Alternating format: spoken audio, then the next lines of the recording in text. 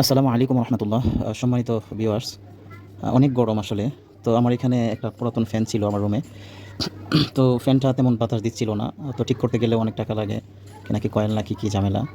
তাই একটা কষ্ট করে হলো একটা নতুন ফ্যান নিয়ে আসছি। এই যে আনবক্সিং করছি।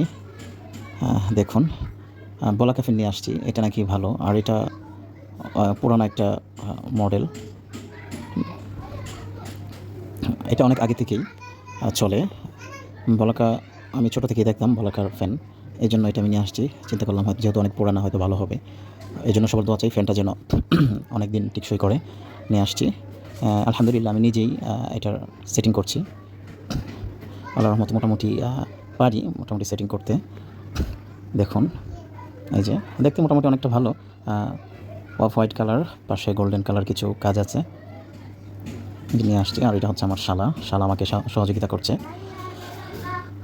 অনেক গরম, এই জন্য না এনে পারলাম না, প্রচণ্ড গরম, এই জন্য ফাইনালি নিয়ে আসলাম।